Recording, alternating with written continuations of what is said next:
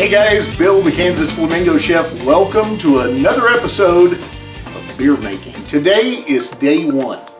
Now, I just want to show you all the equipment and the items that are going to be utilized to make this. And the very first step, which I've already done, which is sanitizing everything. So, let's go through. I did something I normally don't do. I actually ordered a kit. The reason I did that was because I thought that would be the easiest way to show you how you can homebrew instead of just putting it all together. So when you order one of these kits, this one happens to be from Northern Brewing. It's their German lager Oktoberfest edition. There's a whole bunch of stuff that comes in this box. You're going to have a bag. This has two things in it. This pink packet is actually your yeast, your lager yeast that you're going to use. And then there's corn sugar. For those of you who don't know, this is corn sugar. It even says it right on the bag.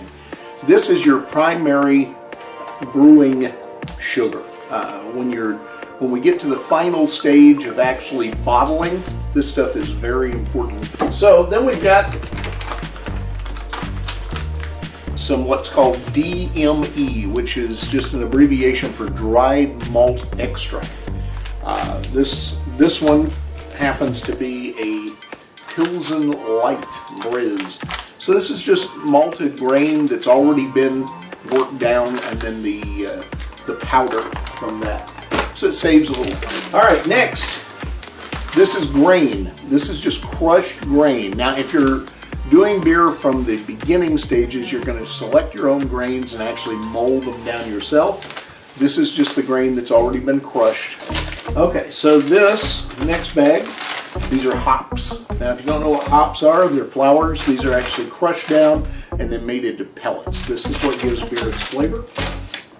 And last but not least, whoops, clang clang, this giant heavy bucket of stuff. This is amber malt extract syrup. So this is basically beer wort that's been reduced into a syrup, so that saves you a whole lot of time of producing that. And then they also include this little bag, and this is what you're going to put your grains into to stimp them, which is the first part of the process. Okay, so before we start actually brewing, the absolute first thing you have to do is clean everything.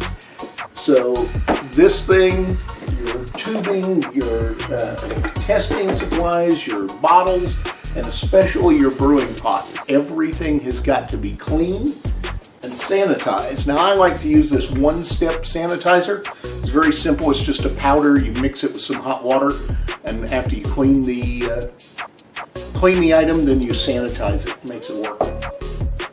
You're going to do the same thing with the bottles before you put the beer into them. But one of the very important things on these bottles is you have to make sure they are perfectly dry before you start putting any liquid into them, your beer. So this, when you clean and sanitize them, they're going to go into this rack upside down and let all of the remaining liquid out of them so we don't leave any weird flavors in the bottle. All right, so the next step is we're going to start doing the wort in that big kettle over there. You need 3.5 gallon capacity minimum. So I'll see you for the next step. So the first thing we have to do is take the bag of grain that I showed you before and put it into this, well, sock for all intensive purposes, and then put 2.5 gallons of water in this container and stimp the grains. And what that means is we're going to cook them slowly, not letting the temperature of the water get over about 170 degrees, and we're going to let that float in there for about 20 minutes. Once that's done, we're going to take the bag of grains, throw it away, and we're going to start boiling up the beer wort. So I'll show you what it looks like step by step. Okay, so with this, I've got 2.5 gallons of water in the container. Now, before I do anything else, remember this. It is imperative that you sanitize everything. Even this water pitcher was sanitized before I started putting water in here. So as we get ready to steep the grains, I like to use a large container for the grains and a smaller container to pour them into the sock, if you will. both of these were just sanitized. Very important. So let me show you what I do next. Also, I've got a long thermometer, also sanitized, which we will constantly check the water temperature with. So if it gets over 170 degrees, we've got to bring that heat down. Like right now it's sitting at about 150, so I'm going to turn the heat down already to keep it from getting too hot. Let's get the grains ready. There's no perfect way to do this, but you see I've got this container that I've already sanitized and the other one inside and out. And all I'm going to do is just bring them up from the large container to the small container and just kind of dump them into the bag.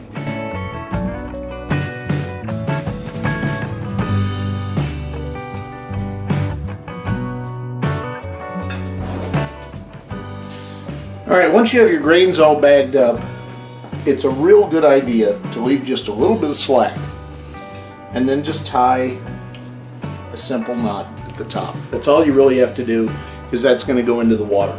You're going to notice a lot of grain dust laying around. You do want to clean this up. It is highly flammable. Man, does it smell good. But this is going to go into the water. We're going to check our water temp real quick, which is sitting at,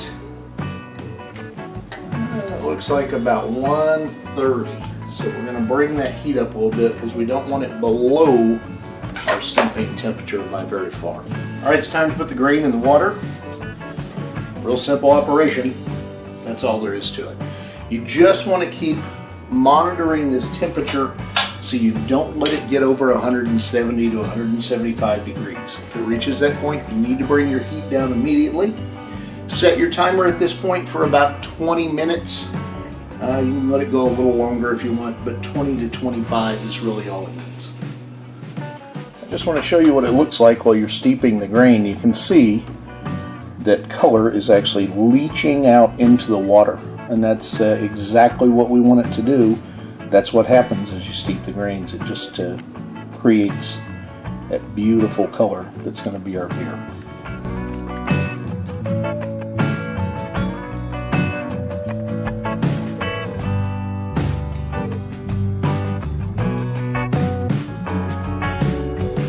All right, so after 25 minutes of the grains steeping, they are ready to come out of the pot.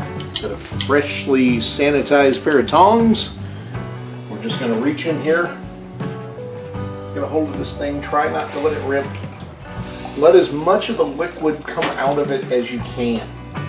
And it takes, you might have to rest it on the side. Don't squeeze it, because then you're going to push the grain right out of the bag. Once you get that pretty well drained, set it over into a container. Now here you can give it just a little bit of squeezing, not very much.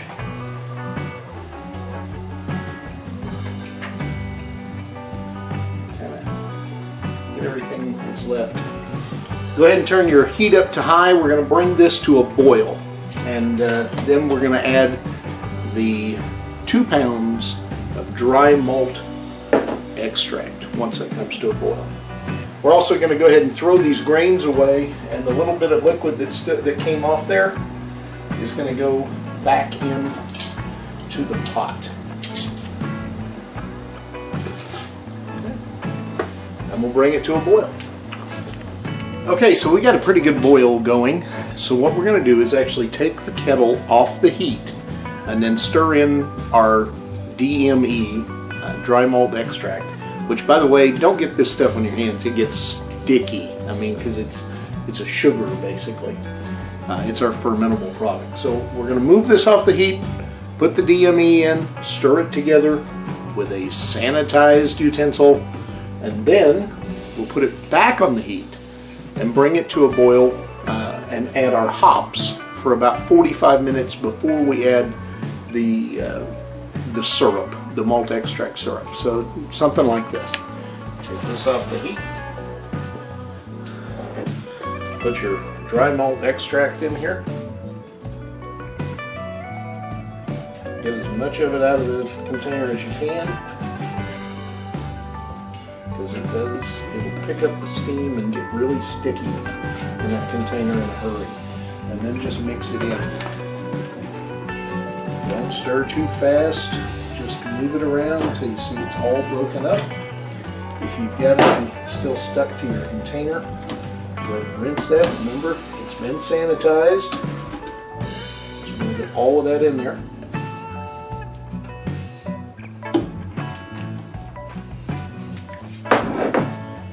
Alright, once that is mixed together, it is going to look a lot like a beer. Look at that. And then we're going to put that right back on the heat. Just we're going to bring it back up to a boil. But before we do, take your hops, throw those in there. If you want to cover this and boil it, that's fine. You do not have to. So now I'm going to set a timer for 45 minutes. And then at the 45-minute mark, we're going to add this stuff here, the malt extract syrup, and let it boil for another 15 minutes. And then we're going to rapidly bring the temperature down in an ice bath. Hey guys, the 45-minute timer just went off, and that means it's time to put in the malt extract syrup. So I'm going to get, once again, a sanitized utensil. We're going to start dumping this in here and stirring it in, and then we're going to let it boil for another 15 minutes. I want to get all of this stuff in there.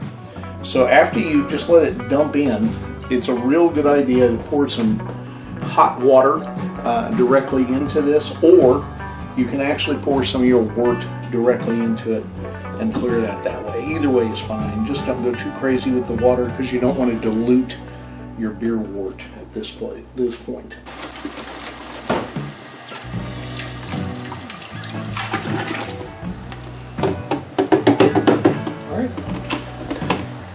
We're going to let this boil for 15 minutes, and then we're going to chill it really fast in an ice bath. Okay, so it is time to take the beer off the heat and cool it. Now there's a lot of ways you could do this. First thing you're going to do, turn the heat off and take this kettle off the heat. And you can see this is what it looks like now. Looks amazing. Now here it is, a Coleman cooler that is bigger than the pot. I've dumped 10 pounds of ice in here, and I've got another 10 pounds I'm going to dump around it, and then some ice cold water, and I'm actually going to float some ice on this container that I have sanitized the outside of. I'll fill it with ice and float it to help bring the temperature down as well. I know I keep saying this word over and over again, but everything has to be sanitized. I have sanitized the outside of the pan. I have sanitized the inside of the cooler. So we're going to set this pan straight down in onto that ice. And then surround it with some more ice.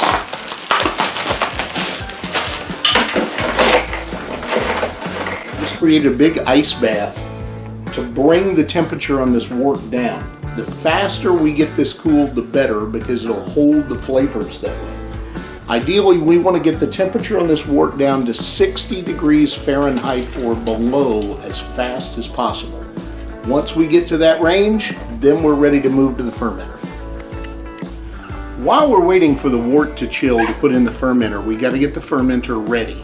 So it needs to be cleaned and sanitized. You should have done that already anyway. We're going to take the top off because I have an air seal so that it remains sanitary. We're going to add 2 gallons of cold water. One of the big questions I've been asked over the years is, what kind of water should I use? Well, you can use distilled water or spring water. You could go get bottled water, whatever you like. But if your tap water is good where you live, just use tap water. Here where I live in Wichita, the tap water is very good. So there's absolutely no reason to spend money on water.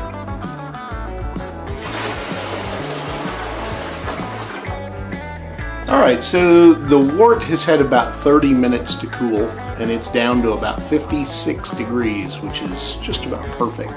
Just right under that 60 barrier. What we're going to do is transfer it from the kettle to the fermenter. Now, one thing I highly recommend is a colander, and what do you know, freshly sanitized. The reason for this is as you get toward the bottom of the wort, there might be some large solids, and you don't want those transferring over. We're going to build enough of those during fermentation. We don't want to start with them. Okay, so I've put the colander up here on top just to strain this as I go. And all I'm going to do is just start pouring it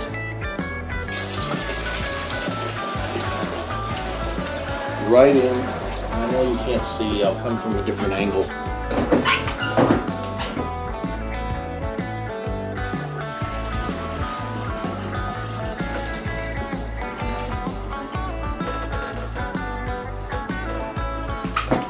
As you get toward the bottom, you're going to see it's a little thicker and there's a little more solids there.